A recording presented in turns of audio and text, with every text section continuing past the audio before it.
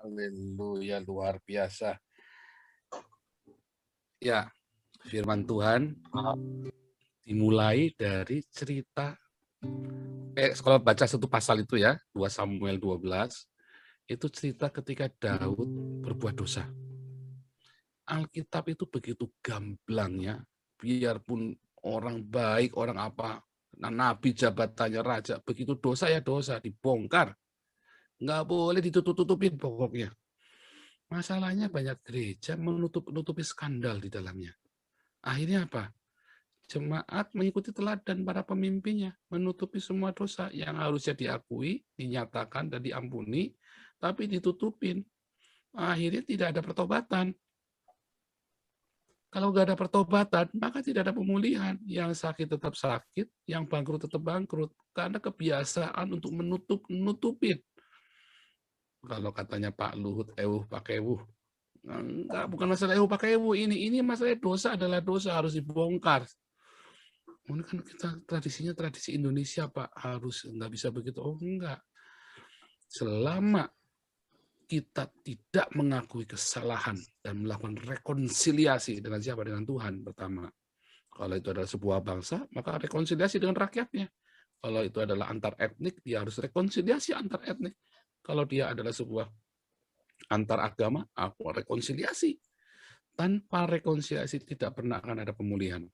Dan Daud melakukan rekonsiliasi itu. Begitu dituding mukanya sama Nabi Nathan, Daud langsung tersungkur. Bayangin. Coba bandingkan waktu Raja Herodes dituding mukanya sama Yohanes Pembaptis. Langsung dipenjara, dipenggal si Yohanesnya kan. Tetapi ketika Daud dituding mukanya sama Nathan, dia tersungkur, dia minta ampun. Dan dia tanggung semua konsekuensinya yang saat itu dan yang akan datang. Karena buat dosa, tetap semua dosa itu harus dihukum. Tuhan itu Maha Adil. Hanya mau dihukumnya di sini apa nanti. Dan kalau Anda lihat, kenapa orang-orang fasik berbuat dosa enak-enak saja? Kenapa Daud berbuat dosa langsung ditudung dan deritanya setengah mati? Supaya jiwanya diselamatkan. Kita orang-orang percaya, ketika Anda mengalami sakit penyakit, Anda mengalami penderitaan, kebangkrutan, Anda mulai dipermalukan, Anda mengalami difitnah, Anda mengalami segala macam. Kalau Anda orang percaya yang sudah lahir baru, percayalah itu adalah untuk menyucikan hidup kita. Karena penyucian kita itu ada di sini. Dihabisin semua yang busuk-busuk dari hidup kita. Dengan sakit penyakit, didera sakit penyakit. Makanya mengucap syukur ketika sakit. Mengucap syukur ketika bangkrut. Mengucap syukur ketika kita lagi mengalami berbagai macam katastrofe, bencana. Mengucap syukur.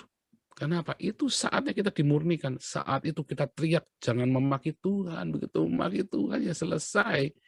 Saat itu kita apa? Bilang, Yesus engkau baik, sungguh baik, sangat baik. Itu penting ya. Itu hati yang remuk itu penting. Membuat Jehovah Syama, menghadirkan Tuhan. Waktu kita mengalami penderitaan bangkrut dan kita mengalami banyak sekali rupa-rupa pencobaan, kita bilang, Yesus engkau baik, sungguh baik, sangat baik. Itu tuh menyembuhkan semua sakitmu, itu menyembuhkan, memulihkan seluruh hidupmu. Oh, nggak langsung sembuh, nggak langsung pulih. Nanti dulu, prosesnya panjang. Suatu ketika salah satu mentor saya, salah satu waktu kami di ini ya, kami dulu kan belajar di sekolah ini ya, apa namanya, di sekolah musik gereja ya, kami dulu untuk dipersiapkan untuk jadi pemimpin musik gereja. Maka guru saya dia cerita, ya, ada seorang sahabatnya dia, ya, kena sakit jantung. Ya, divonis mati kamu dalam beberapa bulan ini, mati pokoknya. Waduh, dia bingung, stres. Lucu ya, orang Kristen takut mati itu saya bingung loh. Kalau orang nggak dikasih tahu matinya kapan, terus tiba-tiba ketabrak mobil, duer, dia belum siap. Bisa jadi dia masuk neraka toh. Tapi kalau orang Kristen, ya, terus dikasih tahu, kamu nanti matinya 4 bulan lagi ya. Harusnya dia senang toh. Tuh. Kenapa? Berarti dia bisa siap-siap. Dia tahu kapan Setuju. dia mati. Pokoknya dalam 4 bulan ini dia siap-siap nih. Siapin semuanya supaya anak-anak jangan bertengkar warisan, ini mobil dikasih siapa, ini rumah ini kasih siapa, itu barang itu. Atau apapun yang bisa dia siapkan, dan dia persiapan hati dia sama Tuhan. Kayak papa saya, dokter bilang, 3 bulan kamu mati. Papa saya nggak bilang sama saya, tapi saya sudah tahu ini mau mati nih. Terus papa saya bilang, "Pak nggak mau ke dokter?" "Enggak." "Loh, papi nggak takut mati?" "Enggak, papi sudah siap-siap kok." Lah, ini dia ini. Tapi sudah saya kaget. Nah, jadi saya ngerti, saya ngomong panjang ya, selama seminggu itu saya ngomong panjang, lalu saya balik ke kota tempat saya tinggal, terus papi meninggal, saya nggak kaget. Sebelum papi meninggal saya menangis, karena saya tahu nggak akan ketemu lagi kan, lama kan, jadi saya menangis. Tapi waktu papi meninggal, saya tahu, oh dia udah bahagia, udah senang. Nah, kakak saya datang, wah dia hancur hatinya, dia nyesel karena 7 tahun nggak ketemu papa saya. Hancur hati dia. Nah, akhirnya apa? "Ayo papi saya siap," dan saya bilang, "Papi udah siap loh, kamu satu-satunya di rumah itu yang tidak ada duka cuman saya." Saya tenang-tenang, senyum-senyum, makan enak, saya mampir ke restoran ya, datang saya naik bis turun, di situ ada restoran malam-malam buka itu ya. Saya makan di restoran, saya makan enak pokoknya, dijemput, "Aji gile lu Pol, bapak lu mati kamu makan enak di sini." Loh ya enak, dia sudah siap apa yang disusahin coba? Harusnya kita bahagia. Nah, tapi kita nggak cerita itu. Jadi saudaraku, ketika Anda di dalam masa-masa diproses sama Tuhan, Anda bilang Tuhan baik, karena itu saatnya penyucian buat kita. Waktu Daud dilemparin batu dalam masalah itu kan dibilang nanti kamu akan dikejar-kejar sama anakmu sendiri, ya kan? Akan dikejar-kejar musuh. Oh, Daud terima. Jadi waktu Daud itu dikejar-kejar sama anaknya sendiri Absalom, gara-gara itu kan upah dari dosa udah dikasih tahu kan si Nathan ini kan, si Nabi Nathan kasih tahu Daud nanti akan terjadi apa saja. Dan Daud siap terima semuanya.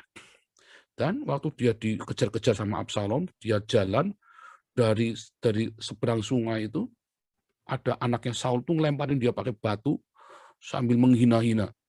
Terus panglimanya Daud bilang, "Wah, tuanku ini biar ku bacok aja nih anjing, biar selesai ini kurang ajar ini." Daud bilang apa? "Jangan, kalau itu memang disuruh Tuhan, biar aja. Berarti kan aku layak untuk menerima penghinaan itu kan, karena dia disuruh sama Tuhan." Enak kan? Nah, jadi kalau saudara lagi difitnah, lagi dihina, lagi ngelawan cobaan, terus ada orang menghina lagi, jangan dimarahin. Jangan-jangan dia memang diizinkan Tuhan untuk menghina proses hidupmu. Nikmati saja. Wah, gengsi enggak bisa dong. Oh, bisa. Bisa kalau Anda tahu makna di balik itu semua adalah keindahan, Anda bisa.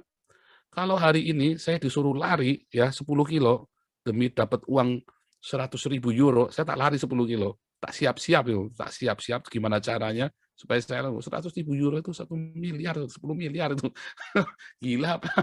Gila lu, Ndro. Capek lari, oh saya gendut begini, gemuk saya lagi gimbal-gimbal begini, tapi nggak masalah, tak siapin. Kapan mau larinya? 10 hari lagi. Ya, saya 10 hari saya siap-siap sekarang. Diet saya makan sehari cuma sekali kalau perlu. Ya kan? Iya, biar saya kuat lari 10 mile, sehari saya dapat 100.000 euro. Gitu ya. Jadi kalau Anda tahu yang akan terjadi, Anda kan harusnya mengucap syukur kan, walaupun itu berat kan. Iya Pak Paul, kalau cuma suruh lari capek fisik nggak apa-apa, ini capek hati. Lah, itulah namanya kerohanian. Ya, itulah masalahnya Tuhan nggak bikin untuk syarat masuk surga bukan ganteng. Kayak siapa itu, pendeta siapa itu ya, yang aku ngomong, "Ini Paul masuk neraka kenapa? Karena kurang ganteng, kurang asem." Saya sama dia gantengan saya loh, Saudara. Tapi ngomong nggak masuk surga gara-gara kurang ganteng, ngomongin siapa itu, HTT itu, pendeta HTT. "Paul masuk neraka karena kurang ganteng." Kurang asem, gantengan saya padahal loh. Yes, biar aja, biarin sedeng lah. Masalahnya syarat masuk surga itu bukan ganteng loh. Syarat masuk surga itu karaktermu itu loh. Ya, dibabat habis sama Tuhan Yesus. Dibabat habis. Itu syarat-syarat kerajaan Allah. Makanya kita mengalami kelahiran baru. Pak, katanya syarat masuk surga terima Yesus. Oh iya, bukti kamu sudah terima Yesus, kamu mau dibentuk. Buah dari imanmu itu kan apa? Galatia 5 ayat 22-23, karakter. Jadi bukan kita bikin baik baru masuk surga, bukan. Tapi buktinya kamu sudah beriman apa? Galatia 5. Dan jiwa-jiwa. Hati-hati kalau Anda Anda masih diberi kesempatan untuk hidup. Bersaksi sebanyak mungkin. Bersaksi. Nah, Oke, sekarang kita lagi cerita. Akhirnya sampailah Daud anaknya harus mati. Yang lagi di saat itu kan, ditulahi, harus mati. Karena itu anak perzinahan, Tuhan nggak mau. Daud itu harus menghasilkan keturunan yang kudus. Dan akhirnya anaknya mati. Terus sudah, dia bersetubuh lagi dengan istrinya, Betseba itu kan sudah dinikahi karena suaminya udah dibunuh sama Daud. Terus Tuhan kasih anak. Daud kasih anak itu namanya Salomo. Salomo itu artinya shalom, damai. Tapi Tuhan kasih nggak bilang, jangan Salomo. Tuhan bilang sama Nathan, kasih nama Yedidah. Bahasa keren itu, bahasa ininya Jedidayah ya. Tapi kalau di dalam LAI itu Yedidah, nggak enak banget ya, bagusan Jedidayah harusnya ya. Jedidayah, kenapa Jedidayah? Artinya Tuhan mengasihi. Ya. Kalau Salomo tadi damai. Kenapa Daud mau damai? Daud itu udah pusing, gila. Kalau saya kasih nama Tuhan mengasihi, Tuhan itu mengasihi saya. Tapi coba ingat, Daud bilang, dari kecil, tak gedein ya, supaya kelihatan nih. Inilah konsekuensi kalau Tuhan mengasihimu. Apa? Kan Tuhan mengasihi Daud kan? Konsekuensinya apa? Satu, dari kecil dia angon domba, ketika kakak-kakaknya hidup enak, dia angon domba sendirian, ketemu sama serigala. Dia berkelahi sama serigala. Bayangin anak belasan tahun berkelahi sama serigala. Sendirian. Kalau namanya Tuhan mengasihi, suatu ketika dia tarung sama yang namanya beruang. Dia tarung sama yang namanya singa di padang gurun. Tuhan mengasihi, dia tarung sama namanya Goliat. Tuhan mengasihi, jadi daya kan, Tuhan mengasihi. Tuhan mengasihi Daud kan, namanya mengasihi, berarti dia harus dikejar-kejar sama mertuanya sendiri. Berapa tahun ya? Hampir 13 tahun ya. Daud itu dikejar-kejar sama mertuanya itu. Diuber-uber. Sampai dia harus pura-pura gila, pura bersembunyi di kemahnya musuh, jadi pura, ya kan? Kalau namanya Tuhan mengasihi, berarti diuber-uber sama anaknya sendiri. Nggak boleh bikin salah, nggak boleh bikin dosa. Itu namanya Tuhan mengasihi. Orang fasik, Daud bilang, aku tuh iri sama orang fasik. Bikin dosa enak-enak aja hidupnya. Saya ini katanya dikasih Tuhan, kepleset dikit aja ditabok. Itulah Tuhan mengasihi definisinya. Makanya dia bilang, enggak, anakku kasih nama Salomo. Shalom, damai-damai aja. Supaya damai. Supaya damai maunya Daud. Kan kita maunya gitu kan. Damai sejahtera Tuhan. Ya kan, memenuhi hidup kita. Maunya damai hidup kita. Damai sejahtera, enak semuanya. Tapi damai-damai itu. Dan seumur hidup Salomo, Israel mengalami damai. Ya, damai. Damai di Yerusalem. Tapi akhirnya kerajaannya pecah. Salomo itu yang bikin seluruh Israel murtad dari Yehova. Karena damai-damai, tidak ada proses. Salomo mana ada proses? Nggak ada. Semasa hidupnya Salomo itu hidupnya damai-damai saja. Nggak ada proses. Coba bandingkan sama Daud yang dikasihi Tuhan. Biji mata Allah, Daud dibilang. Berkelahi sama serigala, masih umur belasan tahun, berkelahi sama singa, berkelahi sama beruang, berkelahi sama Goliat, berdaya tinggi besar, dikejar-kejar mertua, buronan mertua. Wah, ngeri Daud itu buronan mertua kan. Ya, ngeri. Sampai diburu anaknya sendiri, coba. Diburu sama anaknya sendiri. Itu yang namanya dikasihi Tuhan. Tetapi Daud disebut sahabat biji mata Allah. Ya kan? Dan gara-gara Daud dikasih itu dan dia tekun setia ketika berkelahi sama serigala. Wah, itu menderita, saudara. Kalau saya bayangin itu tertolak sekali saya tuh dari kecil itu. Bayangin dari kecil ditarung sama serigala, sama singa, sama beruang, sama Goliat, sama apa. Tambah lama, tambah imannya tambah berani kan, tambah besar, tambah besar. Masalah kecil, tambah gede, lewatin lagi. Karena dikasih Tuhan, Tuhan Allah menyertai dia. Yehova Elohim, Yehova Sebaot, Yehova Nisi, Tuhan semesta alam, Yehova Nisi, yang memberikan pembedaan. Yehova Syama, yang hadir selalu buat Daud. Dia Yehova Roi, dia mengembalakan Daud sekalipun lewat dalam lembah kekelaman. Yehova Jireh, di saat Daud lagi butuh, ada. Yehova Rafa, di saat sakit dia ada. Tapi kita mengalami semua itu dulu sebelum kita mengalami yang namanya Yehova Roi, Yehova Syama, Yehova Roi, Yehova Sebaot, Yehova. Kita mengalami peperangan, kita mengalami pergumulan, kita mengalami kesakitan. Baru kita ngalamin yang namanya nama-nama tadi itu. Harus melewati dulu. Nah, sekarang kita mau teriak shalom, damai-damai saja, kita damai. Nanti dulu. Kamu bisa damai kalau kamu bisa melewati yang satu ini dulu. Apa yang namanya dikasih Tuhan? Tempur sama serigala, tempur sama singa, tempur sama beruang, tempur sama Goliat, jadi buruan mertua, diburu anaknya sendiri. Baru kamu bisa melewati yang namanya shalom. Tapi dia bilang, enggak, shalom aja langsung. Nah, akibatnya apa? Salomo ini yang bikin orang Israel murtad. Padahal Tuhan maunya kasih nama Jedidaya. Lalu harusnya bagaimana dong? Harusnya tetap Jedidaya. Tuhan mengasihi. Karena ketika Tuhan mengasihi, Tuhan berkata, Tuhan menghajar orang yang dikasihinya. Kalau kamu anak gampang, anak tetangga, mau bikin salah, mau mau ngeludah orang, mau apa, masa bodoh. Tapi kalau itu anakmu sendiri, saya mukul anak saya itu, yang mengajar anak saya itu sekali gara-gara dia ngeludah. Sekali-kalinya, itu waktu dia umur 4 tahun. Sekali-kalinya, dan nggak pernah lagi. Gara-gara dia ngeludah. Kenapa tak pukul? Karena anak saya. Kalau anak tetangga mau bodoh amat. Ya kan? Kalau anak kamu bodoh amat, itu anak saya ajar, nggak boleh. Dan dia tahu. Nah, penting itu ya. Haleluya. Jadi Tuhan mengajar kita. Setiap sakit kita, setiap penderitaan, setiap kebangkrutan, setiap konflik dalam hidup kita, itu untuk mengeluarkan sifat-sifat busuk kita. Dan kita teriak sama Tuhan. Kita doa sama Tuhan. Kita mengucap syukur, kita angkat tangan kita. Tuhan bersemayam di hati yang remuk. Jehovah Syama. Kita bilang, Yesus engkau baik, sungguh baik, sangat baik. Wah, padahal mah merengkel itu lagi sakit semua badannya ya Pak Ardi ya, Pak Andre. Badan merengkel semua itu sakit semua. Tapi kita bilang, Yesus engkau baik, sungguh baik, sangat baik. Oh itu nangis itu, sambil kesakitan itu.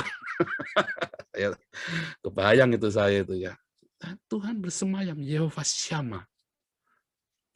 Yehova Syama, dia bersemayam di hati yang remuk. Dan itu yang terjadi, dan itu Tuhan sayang sekali. Itu ya, waktu kita kesakitan, terus kita bilang, Tuhan Engkau baik Tuhan. Sungguh Engkau baik, biar suara melero sudah nggak parau-parau, nggak karu-karuan. Itu harum. Itu adalah korban bakaran yang harum baunya di hadapan Tuhan. Di saat-saat itulah, maka Shalom Tuhan, damai sejahtera Tuhan yang melampaui segala akal datang sama kita. Jadi shalomnya itu bukan shalom damai-damai Pak Polisi damai, itu bukan damai sama Pak Polisi, itu bukan damai, itu namanya hati kita makro jengkel, bukan damai-damai, bukan. Damai itu maksudnya benar-benar di dalam badai, di tengah angin ribut, kita jalan dengan tenang sambil tebar pesona, senyum kanan kiri. Itu damai sejahtera. Saya sering kalau tanya apa bedanya antara agama-agama panteisme dengan kekristenan. Agama-agama panteisme itu maksudnya seperti Buddha, Hindu, Zen, Taoisme, dan Shinto segala macam itu ya. Itu agama-agama panteisme. Termasuk kejawen, termasuk ya. Nah, itu termasuk panteisme. Bagaimana mereka mencapai damai di dalam hidupnya? Mereka harus pergi keluar kota, naik ke gunung yang sunyi, dan bertapa selama mungkin. Sampai rambutnya panjang, jenggotnya panjang, sampai pokoknya badannya bau semua, dia bertapa di situ. Dia tenang mencapai satu kesempurnaan kehampaan dalam hidup. Bagaimana dengan Tuhan Yesus mengajarkan kepada kita?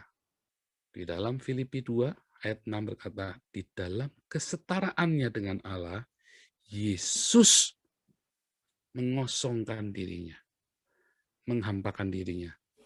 Jadi sama seperti manusia, turun ke dunia yang hiruk pikuknya, dunia yang ngeri, yang jahat, yang najis ini. Dia kosongkan dirinya. Dan mati di kayu salib. Ya, hendaklah dalam hidupmu bersama menaruh pikiran dan perasaan seperti Kristus. Itu ya, itu yang diajarkan sama Tuhan Yesus. Jadi damaimu, shalommu itu bukan didapat dari karena nggak ada masalah. Tapi shalommu itu di tengah angin ribut yang menggelora, angin puting beliung, angin apa badai apa itu yang di NTT itu badai badai Rosana apa badai apa? Itu apa itu yang di NTT saya lupa badainya itu ya, itu ngeri Badai sekali itu. Seroja. Seroja, aduh Rosana lagi ingat itu saya lagi badai Seroja itu ngeri sekali tuh di NTT itu ya, badainya itu banjirnya banjir lumpur itu. Tetapi orang bisa tenang, bisa tetap ucap, bisa kata Yesus engkau baik sungguh. Oh, di tengah-tengah badai orang itu bisa tenang. Itu damai sejahtera yang dari Tuhan Yesus yang melampaui segala akal manusia. Bukan yang diciptakan oleh manusia, bukan yang kau ciptakan, tapi damai yang benar-benar turun dalam hidupmu karena ada Jehovah Shammah, ada Jehovah Sebaot, ada Jehovah Nisi, ada Jehovah Rafa, ada Jehovah Jireh, ada Jehovah Rohi. Saat itu kita bisa bilang Jehovah Shalom.